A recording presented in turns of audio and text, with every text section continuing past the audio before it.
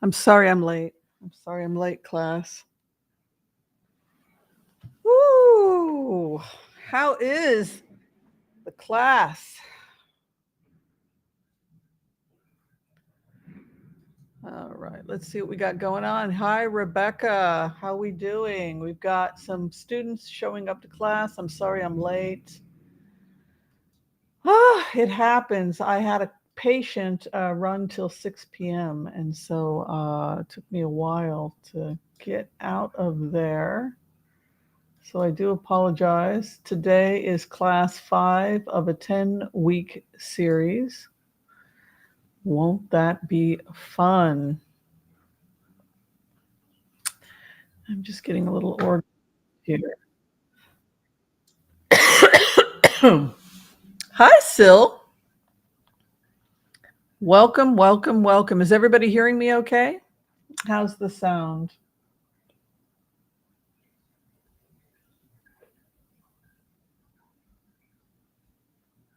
Hi, Fran.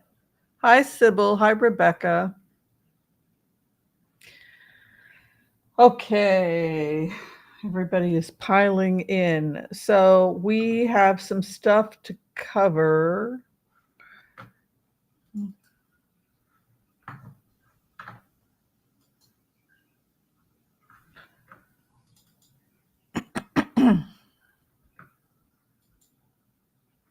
Why is that not opening?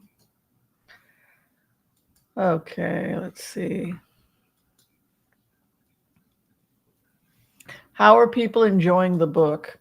Is everybody enjoying the book? Yeah? Good book, sort of good. You kind of like it. You've seen better. um,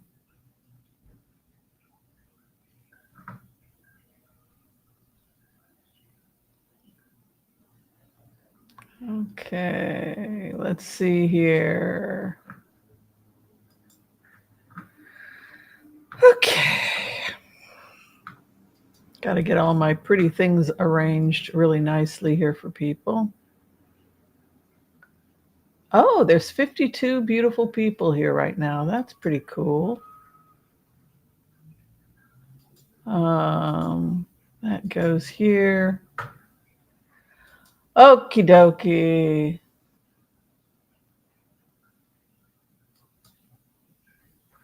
Where am I? What am I doing here? Okay, there I am. I couldn't see myself. All right, everybody. This is Mystery School Class 5. Welcome. If you are at the Elders and Empaths level, then you may receive credit for this course. If you are just here from the public and you'd like to find out more about HCRV, you are welcome. Today's show is brought to you publicly. We usually try to do one public per quarter. Looks like we've got lots of cool people showing up. And so this is a class which gives you an opportunity to ask me anything you'd like to know about remote viewing. Now, as many of you know, we are our own school of remote viewers that is separate from the remote viewing schools that you see the military using, though the military has shown some interest in learning the empathy technique. HCRV, or heart-centered remote viewing, is based on a 5-step technique that really was never invented by anybody. Nobody invented remote viewing, and nobody can really get credit for it. It's something that exists that's a natural part of who we are and a natural part of our consciousness. Now, there are different arguments about what is real, what is not real. Some people think that we live in a matrix. If we live in a matrix, then of course the question is, what's real? Are you and I just living in a simulation created by some kid that's having fun and they become our God? And we, of course, think we are real, but we are nothing but AI, right? This is one of the theories. Or are we conscious beings that are living in multiple universes simultaneously? which is an interesting thing to think about. Could we possibly be living multiple lives in multiple universes simultaneously? Let's go ahead and open the floor there. Give a shout out to all you beautiful souls who've decided to become members and support the channel, this crazy, wacky channel. Hi, Rebecca. Hi, Jen, Seattle book lady. Great to see you. Sybil is in the house. Fran, of course, great writer. Rebecca L. Sybil. Wendy, my beloved Wendy, is here. What do you think? Could you yourself be a robot? Could you yourself be artificial intelligence? Or do you think that you're living multiple lives simultaneously? Well, if you're living multiple lives simultaneously, then maybe this image can help you, because this is an image of the human being as it's perceived of by Barbara Brennan. And what Barbara Brennan perceived as was not that we have one body. We do not have one body, but we have many, many bodies. And the physical body that you recognize, is the most dense of the bodies, but it is by no means the only body that you have. We have several. And they become more and more and more subtle the further they are from the dense crude body, right? So you have your crude body, and then you have your more subtle bodies that exist in different worlds, right? Does that make sense? So when we look at these bodies, we see that she has them divided up into various different realms or dimensions. The physical plane, so we have our physical body, and then connected to that are the three bodies closest to the dense body. And they are closely connected to the three chakras. So chakras are organs that exist in all bodies. We have several bodies, and those bodies contain organs. And those organs, those energetic organs that allow energy to move throughout the body are called the chakras. So what is happening in the astral body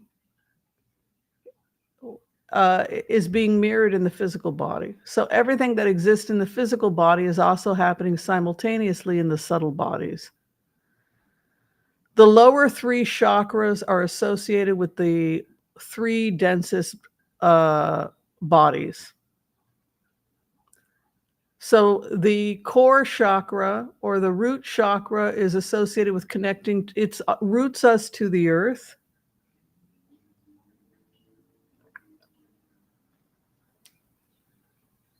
Noticed my cough stopped. Yes, I had COVID. I thought it was allergies. I had COVID. You guys notice everything. Yeah, so the etheric body, the emotional body, and the mental body corresponds to the first, second, and third chakra. So the emotional body would be your gut. Trust your gut. That clenching in the gut that you're going to feel when you make contact with a target is the thing that we want you to feel. It's a heavy feeling, like you literally took a cord out of your belly and wrapped it around the target. That's the mental body, or the little brain. And then in the ovarian section, or the area of the gonads, is the emotional body. But the idea is that you will feel sensations in your body that you want to be consciously aware of, because the outside world is communicating through these chakras, through this system. Through these organs, it's taking in energy from the outside world and processing it with these subtle bodies. The front part being the feeling centers that take in the energy And then you are driven by your will to do something.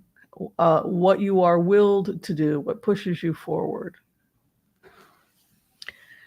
The core chakra, or one, like we said, is associated with Kundalini energy, and it's associated with feeding from Mother Earth. And then the mental centers higher up is associated with Heaven's Gate, or Heaven's Earth, Heaven's force coming down. So the astral plane is the plane we enter into when we discard the physical body. So we will often see at death the shedding of the etheric body, the emotional body, and the mental body. And then what will remain is the astral body, which is associated with the fourth chakra, or the heart chakra. And that is how we also connect with others, is through the heart chakra. Celestial body is associated with the sixth chakra, or the third eye. And then the etheric body, or mental body, is associated with the spiritual plane, or to receive an anointing. Any question about that? No, this is open to the public today. I try to do 1 or 2 open to the public per quarter. Otherwise, nobody would know anything about this and they wouldn't sign up for class. No, we open the class up to the public once a quarter. So today it will be public. So in heart-centered remote viewing, we are aware that we exist, that we have a subtle body. We recognize that we have energy vortexes, or centers in the body, that are receiving data from the outside world. And we use sentience, our own awareness, our own ability to feel the sensations in our body as we attempt to connect with the other. So one of the things we do is we try to get you to center yourself, connect with the target, and see how you are emotionally responding to the target. The idea is that the bodies get discarded, and that sometimes ghosts are like automatons. It's like wind-up toys that are running around without a soul. So people, if you have a traumatic experience at death, and then you discard the first, second, and third bodies, and then the traumatic memory is a person walks into a room and they see a ghost of a woman screaming or something.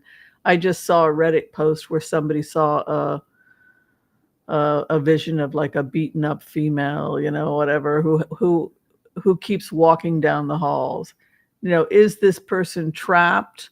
Well, one theory is that it's just a fractured soul piece off of one of the lower bodies, but the higher soul, the higher planes, the higher consciousness continues on.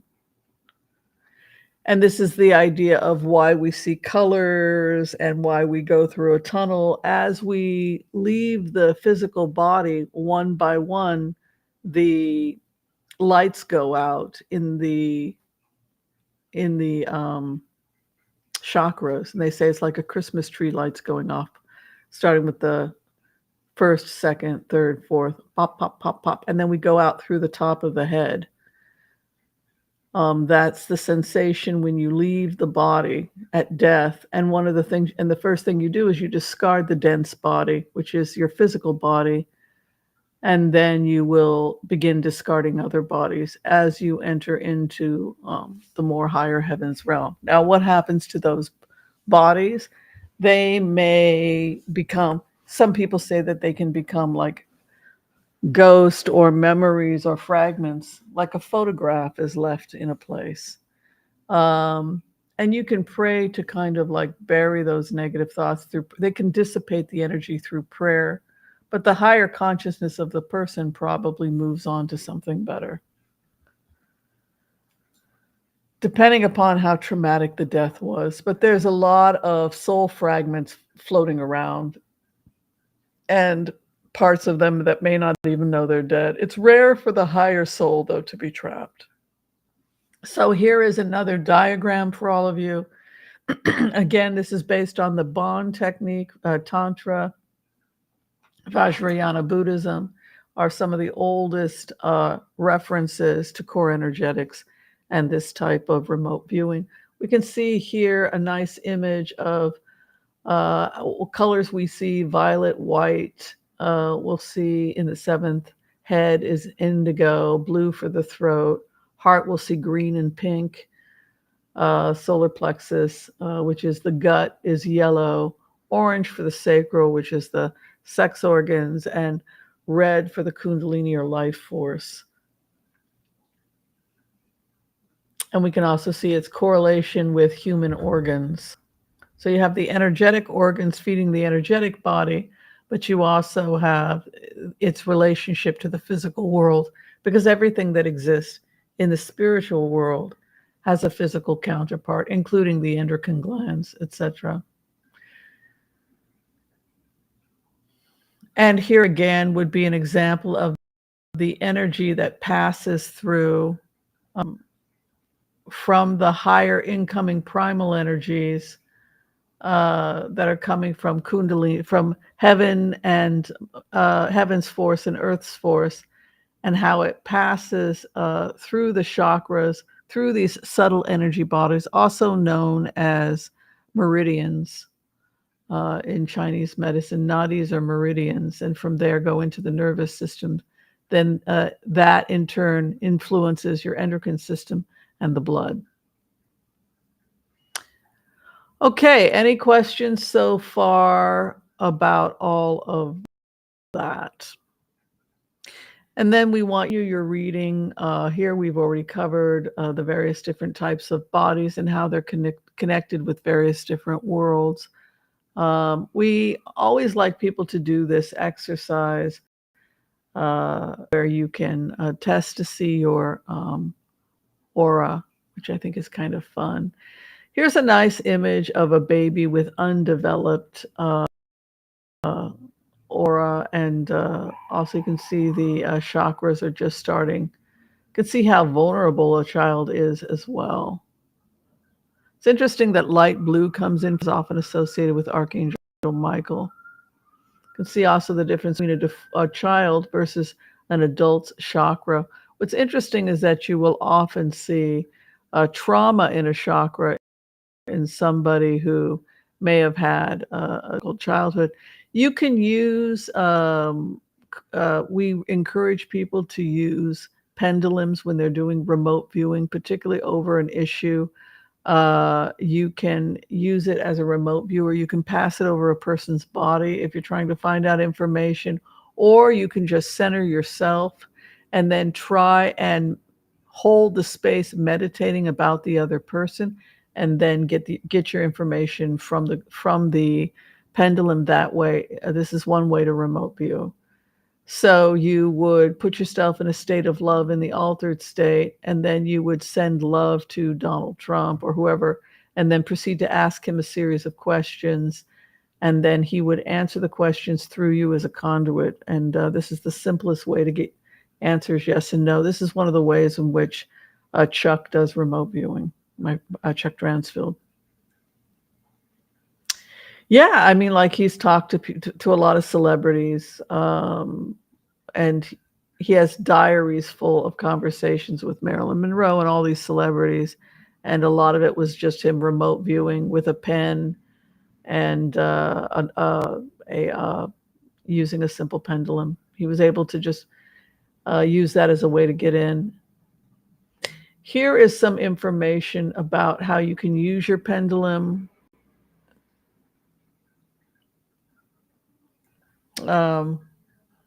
I don't do this. I just keep it real simple. If it goes clockwise, it's a yes. Counterclockwise, it's a no. Back and forth, it's maybe. I mean, I keep it real simple, but you can do whatever you like.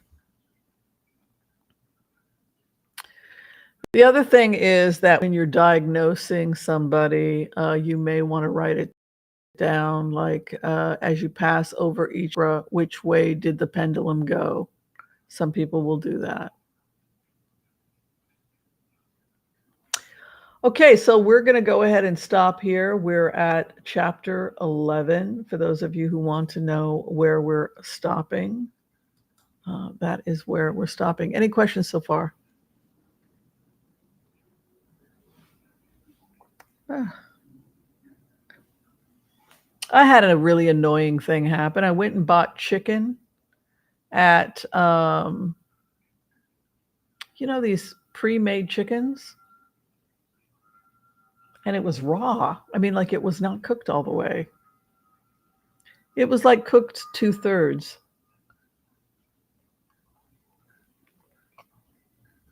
They've been doing that lately, where it's like, that doesn't look like it's not brown all the way. And then I looked on the bottom and it was all pink, and I'm like, this chicken is raw. I'm gonna have to put this back in the oven. This is disgusting. Yeah. I don't know, babes. I can't answer it. I don't know why they're doing it.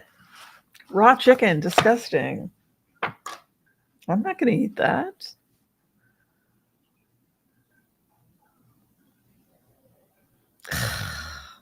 Now I've got to go bake it. It's like, and then after I bake it, do I want to eat this after it's like it's been cooked twice? It's just like, I don't, you know what? It's a Shabbos thing. Like, I'm trying to be more Jewish. I don't know. Trying to connect with the tribe a little bit on Friday night. Like, I'm going to light my Shabbos candles after we finish today, and I'm trying to be a little bit more Jewish.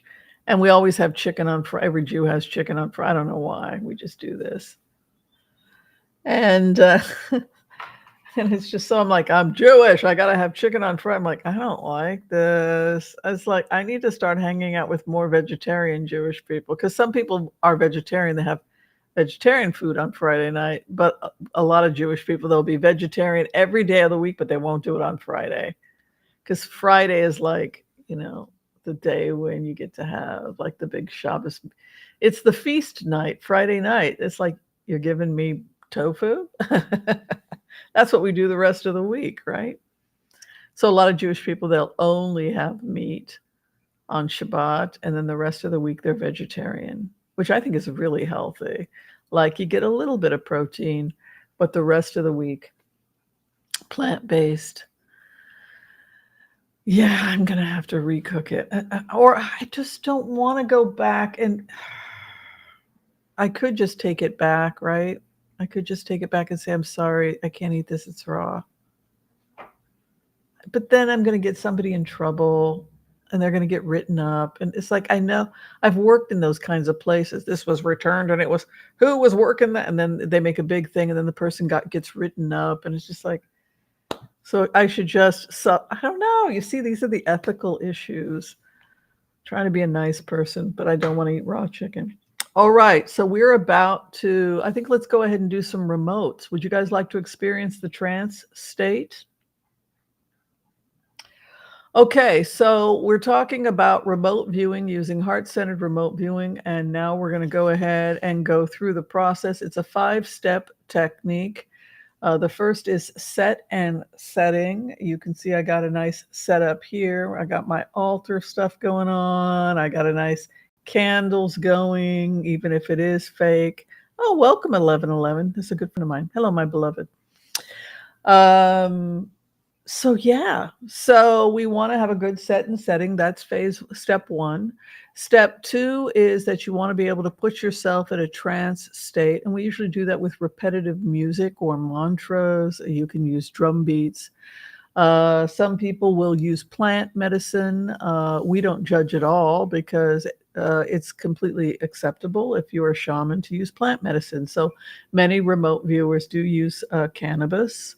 It is part of the tradition of HCRV. It is one of the plants discovered in China that they used. Ayahuasca has been used. Psilocybin has been used.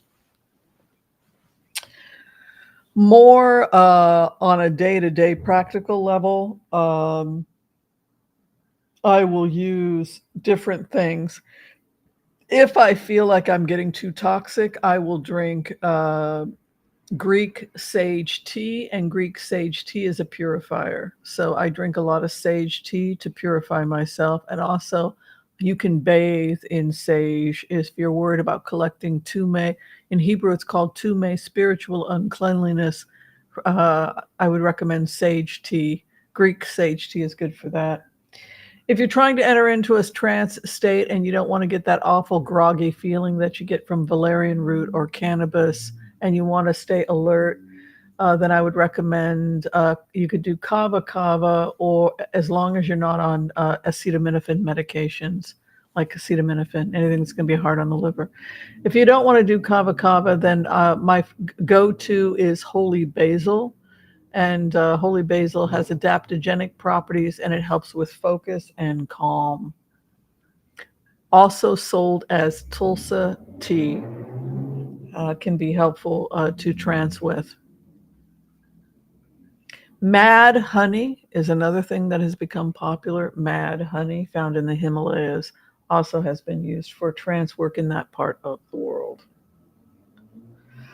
All right, so we're going to go ahead and we're going to take you this first place we're taking you to is a location. You are being sent to a location, and now we're going to give you the number. So remember, number one is set and setting. Number one thing you do. Number two is the trance state through mantras.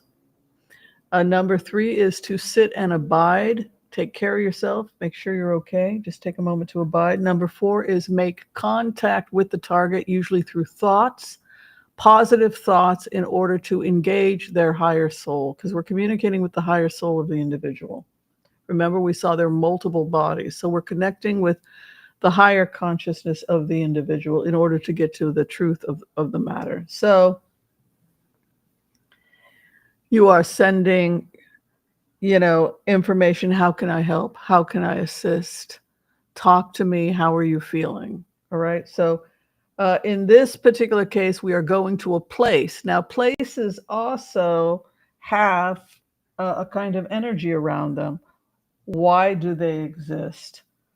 They have a location. We're trying to get you to go somewhere, right? You're trying to go somewhere. And when we send you somewhere, there are things we want you to think about. How do you physically feel? Do you feel hot? Do you feel cold? Do you feel scared? All the emotions that you're going to be experiencing at this location. So go ahead and write down the location number. So the location number is T-14J38712. Again, for those of you who've never done remote viewing before, this is basically how we do it all day long. Welcome to the family. You're getting to see how we do it live right now. Okay, so you're being sent to this location, T-14J38712. Please write it down. You're going to write it down on a piece of paper,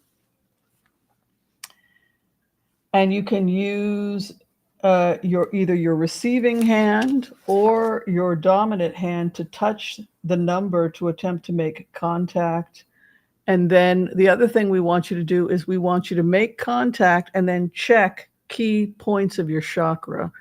You want to focus on your gut. Do you feel your gut clenching at all around the target as you attempt to talk to this location? If you start to feel a tension in your gut, that's a very good sign. It means that you are on the target. Once you've collected all the information that you need, you can then thank the target for participating. And we cut and release. And those are the 5 steps. Those are known as the 5 steps.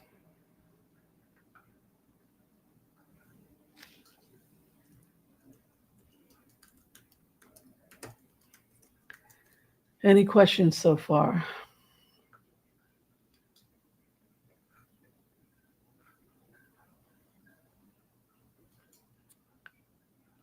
Okay, we're going to go ahead and we're going to bring in the empath's prayer. These locations are randomly selected by the computer, and I never have anything to do with it.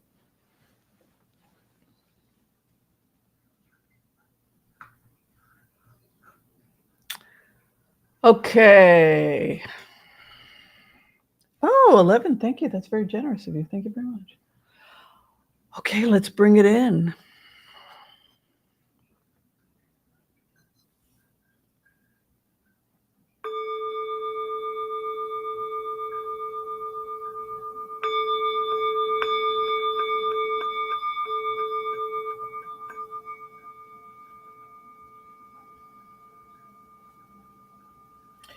Okay.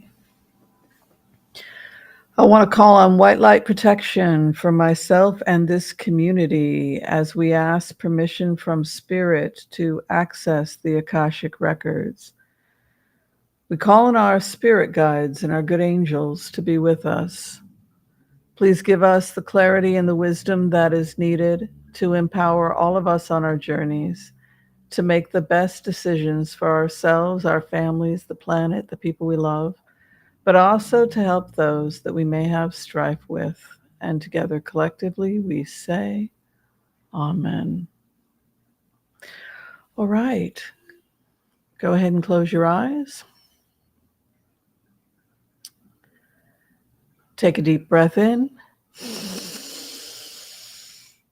and out.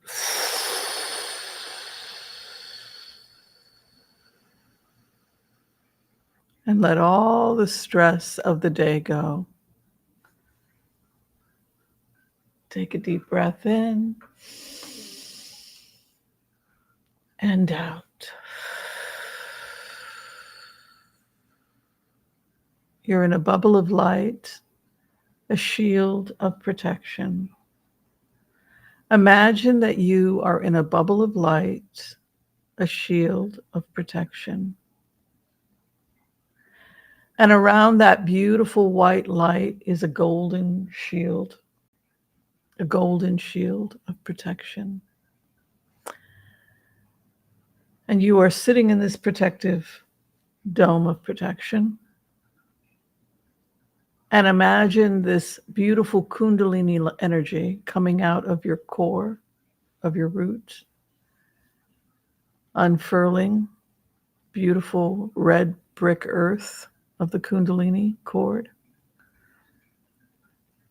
And just let that go deep into the earth and ground yourself. Let yourself feel what it is to be truly grounded in the earth.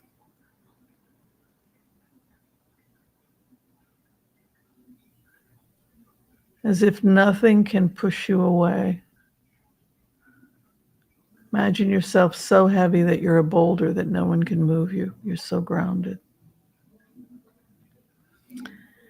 And imagine that beautiful healing energy coming up, sending healing to the core,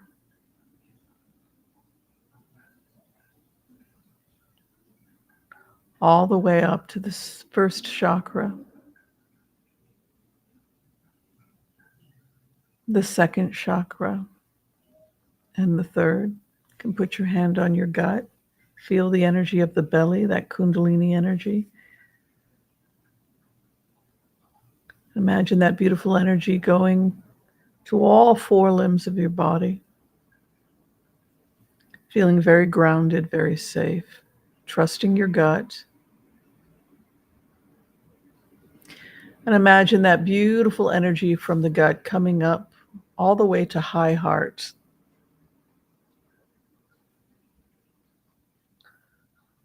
You can place one hand on your belly and one hand on high heart. And just let yourself receive that beautiful healing from the earth.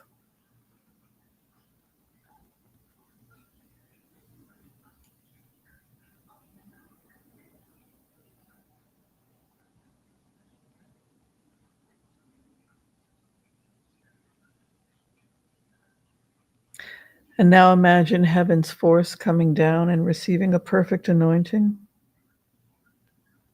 as it comes down, that beautiful golden light, opening up the 7th chakra and the 6th. And you should feel this beautiful, warm, liquid energy of the anointing.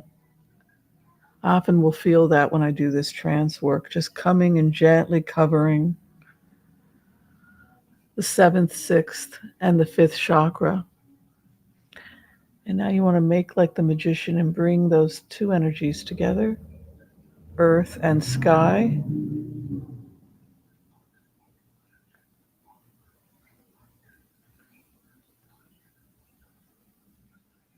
And we bring those together usually over high heart and the 3rd chakra.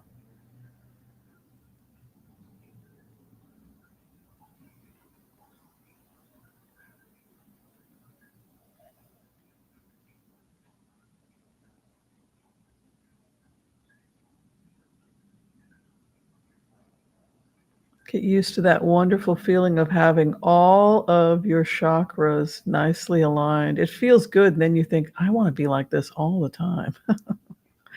The other thing you can do is you can comb your chakra, which is where we go like this. And you actually can comb your chakra, and you can comb the chakra of other people.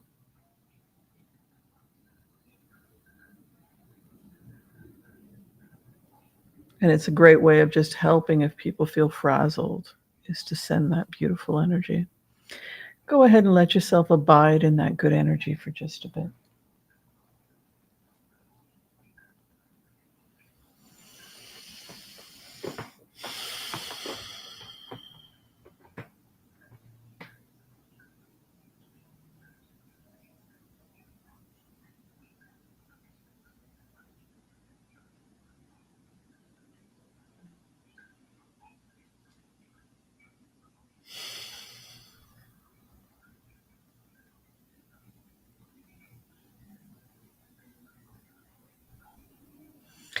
And keep your focus on the gut and the heart. All right, so now we are going to go to this location. The location is T-14J38712. Now I'm going to go ahead and open up the location so I can take a look at it myself.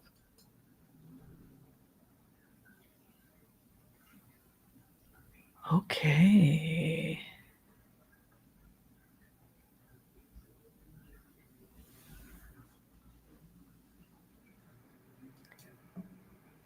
All right, as I align myself with this location and I feel love and energy directed to this location, do you feel safe or unsafe at this location?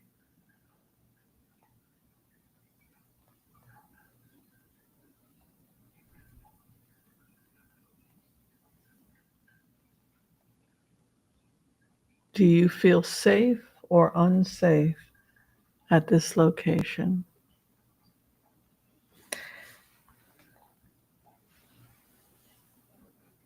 As you sit in this location, you may smell certain smells, imagine breathing the air at this location. What scents or smells do you smell? Write them down.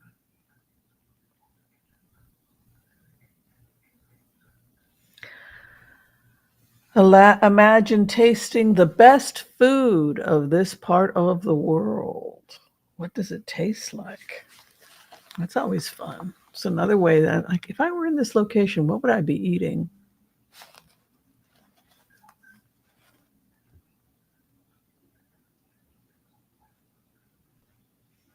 What was the function of this location that you have landed on?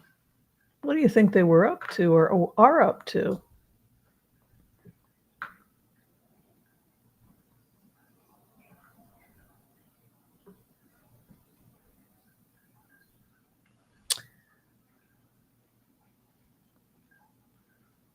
What is the function of the location?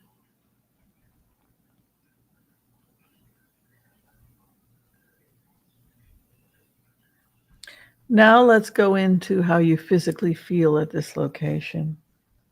Do you feel that the weather is hot or cold at this location? Let yourself feel the weather. Feel the wind on you. Smell the air. Taste the food. Where do you find yourself?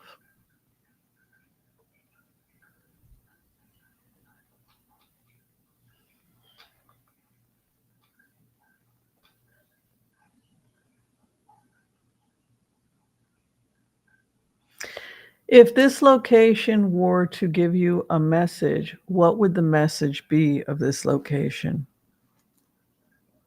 What is the message you have for the world?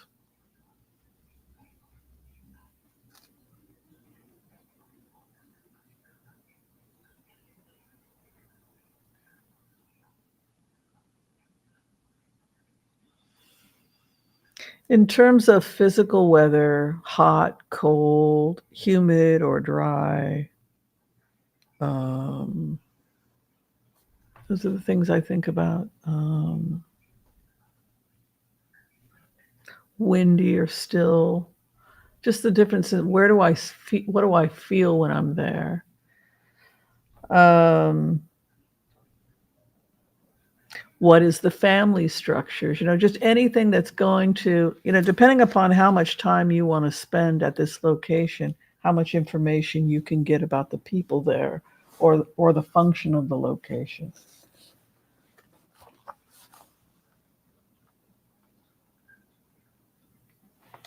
All right, you're going to thank the target for participating. You've received as much information as you can about this location. You're going to go ahead and thank the location for participating.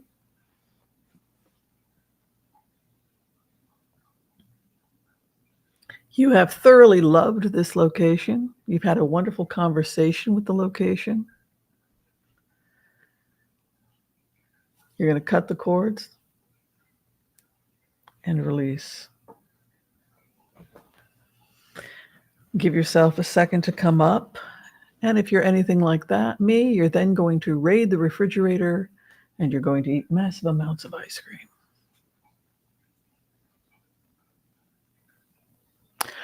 Okay, let's go ahead and talk about it. We have 2 targets. This one, and then we'll do one more. In order to get certification, you have to do 20 targets to become certified in HCRV first class. Okay, so safe or not safe? Did people feel safe or not safe at this location?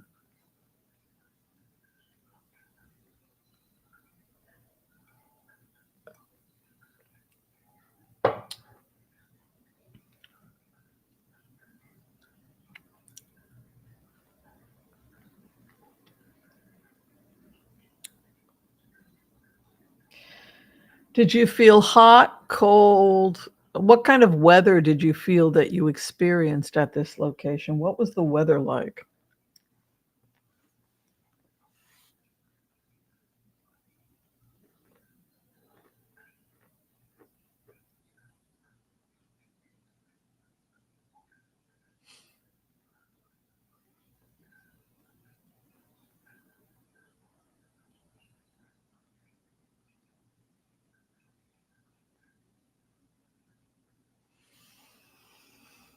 All right. Any information about the weather? What kind of weather were you getting?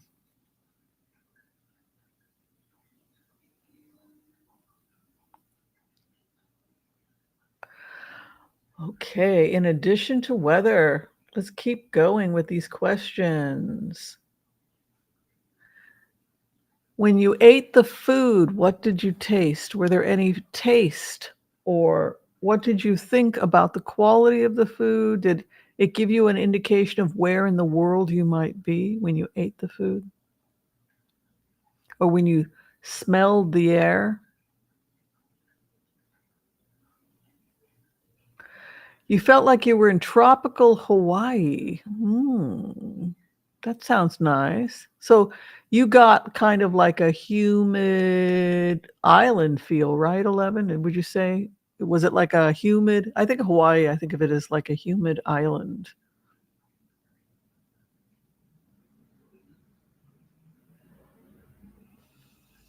You guys want to guess where in the world you were? Stephanie tasted turmeric. Where do you think you were? Where do you guys think you were?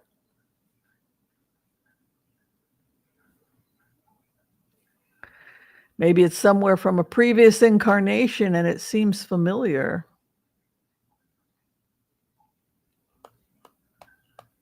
Where did you wind up? Where did you wind up?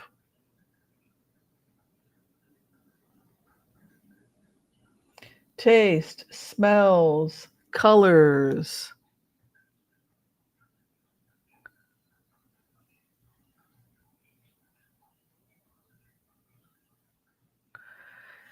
Anybody just say, I know where I am. I got it. Boom, I got it. I know where I am.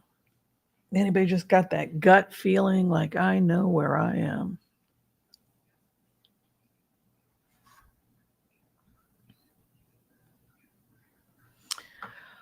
Okay, so it's interesting. I did a reading for somebody today, and he wound up going. I wound up going there. Kumari Kandam or Lemuria is a sunken island. It's connecting South India with Madagascar. It's in the Indian Ocean. What's interesting is that we don't have equipment that can go far enough down, but they have found that they found the island, and it's in southern India, and it was a very advanced civilization, but the island sank, and we don't know a lot about it. It's mentioned as Lemuria in the Tamil writer's ancient text, Lemuria.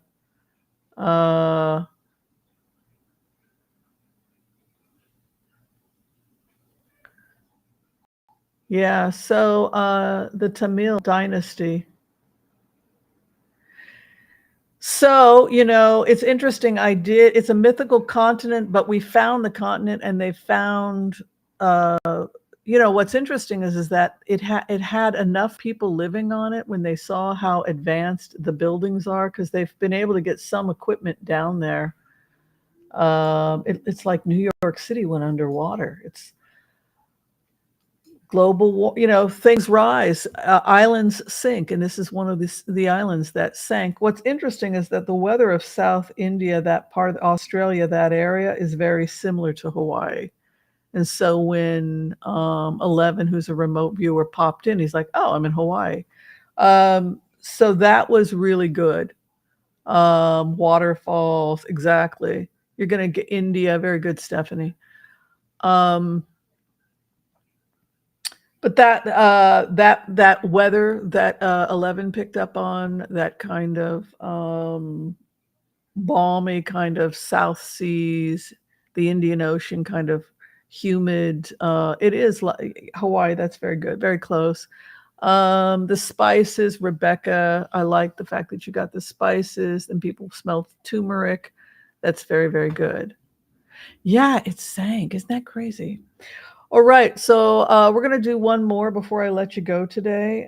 This is going to be an actual human being, dead or alive, who's famous. And we'll see if you can connect with a person. That sound like fun?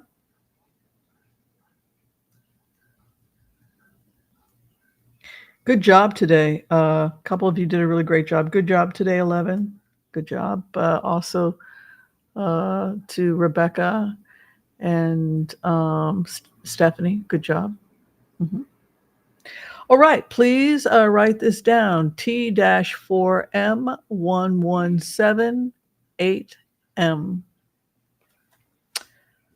T-4M1178M. This is a person, either dead or alive, who's famous. I have to go ahead and open it, though, to find this person.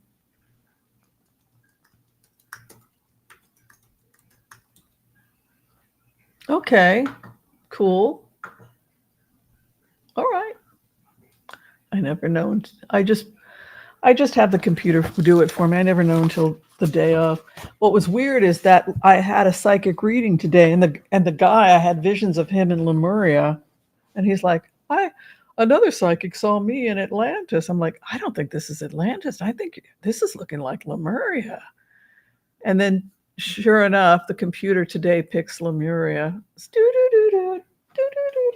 It's, how's that for? I don't know what it means, but how often do you go to Lemuria? You know what I mean?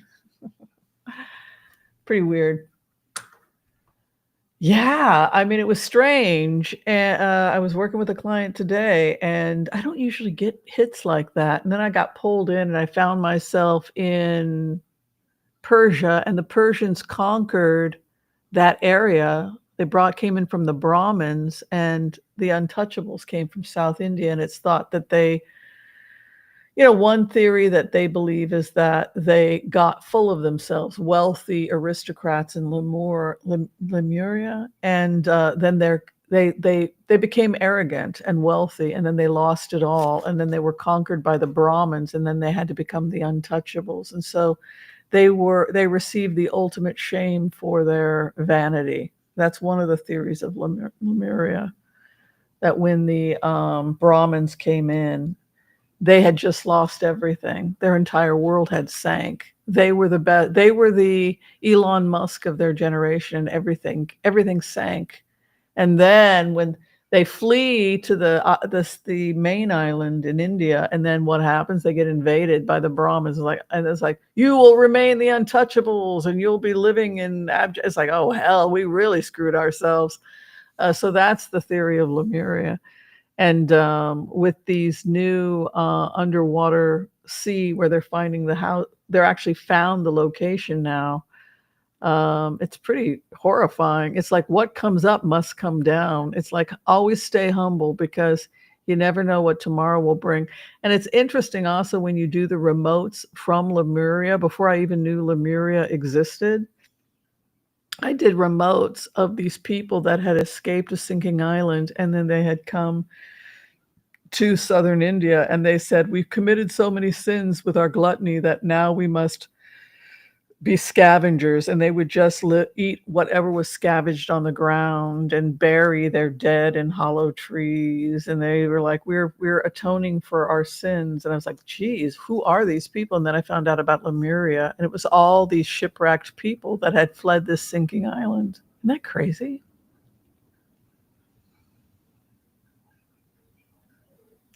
Oh, thank you. I like green. Green is fun. All right, let's go ahead and let's go do some more remotes. You guys are doing great. All right, close your eyes. Take a deep breath in and out.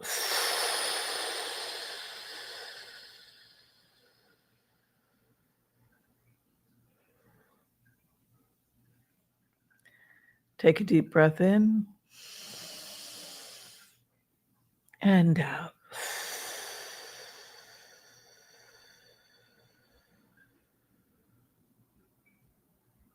You're in a bubble of light, a shield of protection. You're in a bubble of light, a shield of protection, surrounded by beautiful golden light. And just go ahead and abide in that beautiful energy. Imagine that beautiful Kundalini energy coming up. Let yourself be grounded.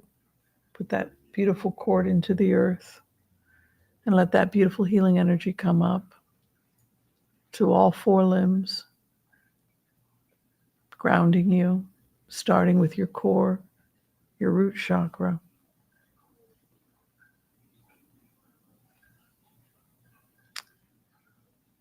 To the second chakra, and to the gut, and to the heart.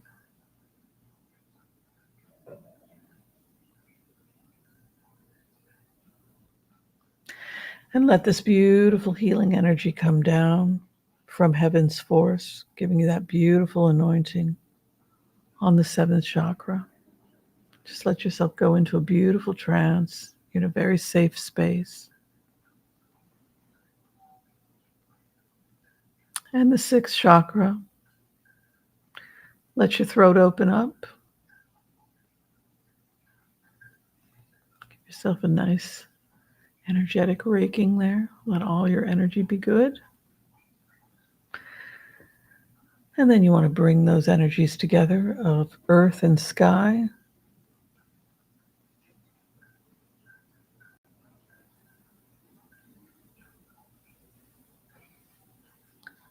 And just abide.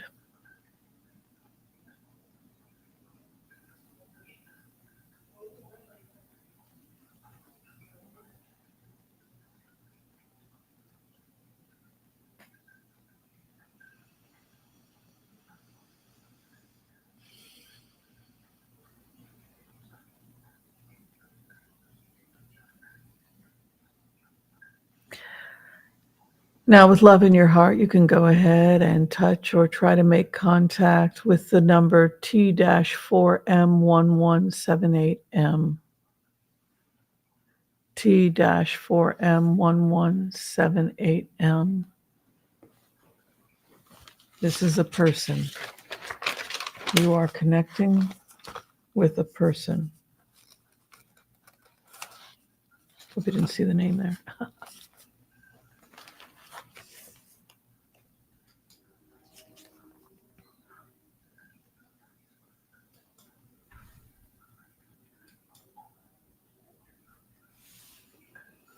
All right. Do you feel safe or unsafe with this individual? Do you feel safe or unsafe with this individual?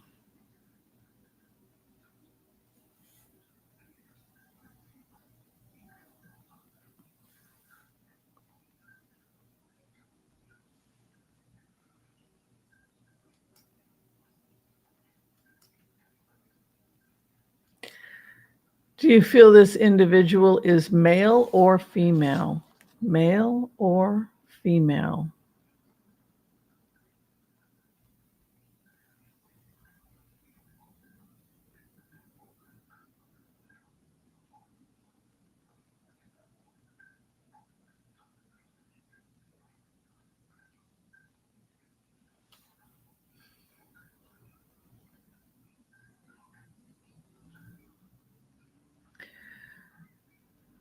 What part of the world do you find yourself in with this individual?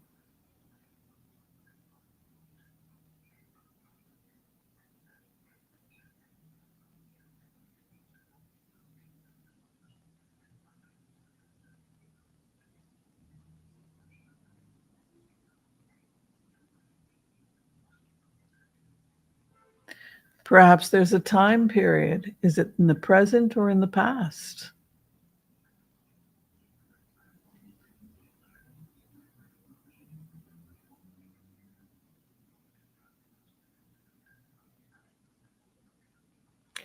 What is the nature of your work as this person? What do you do for a living? What do you do?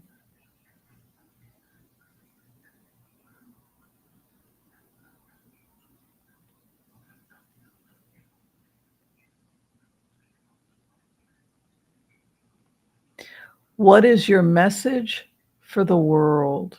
What is your message for the world?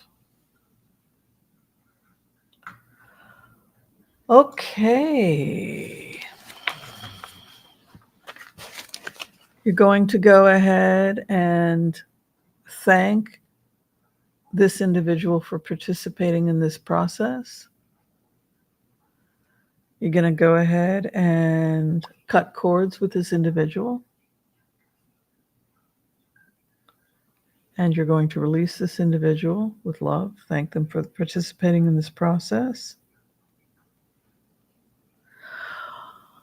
Okay, let's talk about it. Do you feel safe or unsafe with this individual?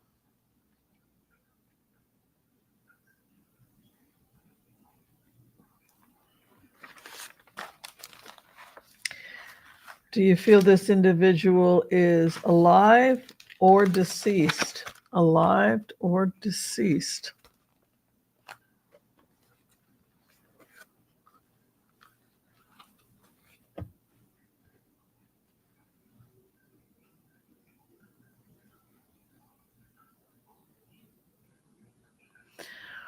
What is the message to the world?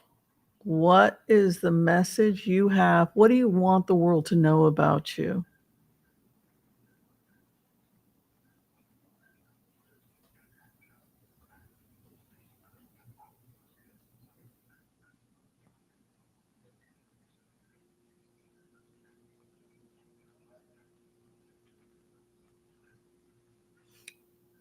Yeah, like, what's your gender? What do you do for a living? What part of the world are you from?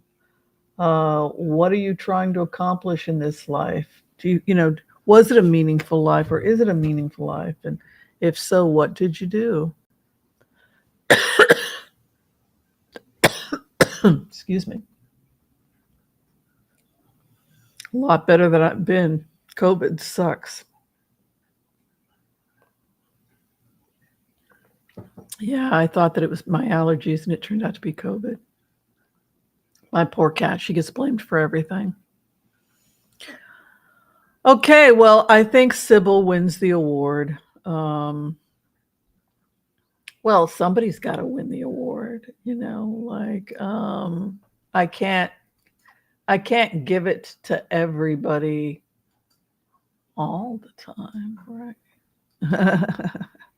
It was Florence Nightingale. Good job. Good job. Missionary nurse was the right answer. She was a Christian missionary and a nurse. Who got that right? Sybil, good job. Sybil is one of the best remote viewers on the planet, it would appear, because this would be a bullseye, Sybil. Well, she felt that she was just being a good Christian. The Red Cross, I believe, was her organization. Is that right? So yes, she was a missionary and a nurse at war. So Sybil, what I was trying to send out, deceased, very good.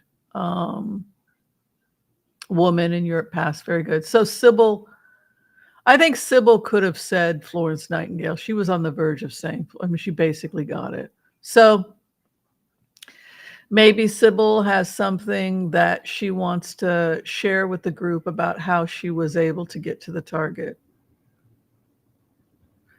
If she has any suggestions for the students here about how she was able, yeah, you got 100% on that. As the teacher, I would give you 100%. Good job.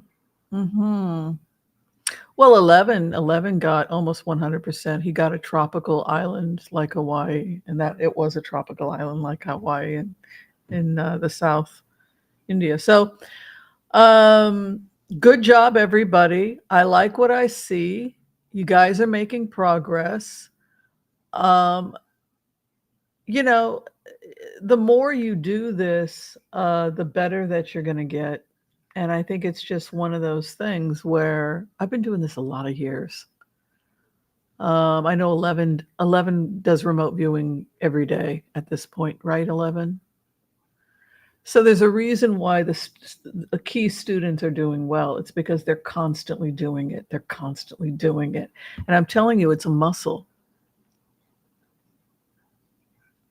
That's right. Very good, Sybil. Just feel it. Very good. All right. Thank you, everybody. You guys are awesome. I'm so proud of my students. If you need to see me, you guys can reach out to me or text me if you have to. Yeah, don't project, just receive it.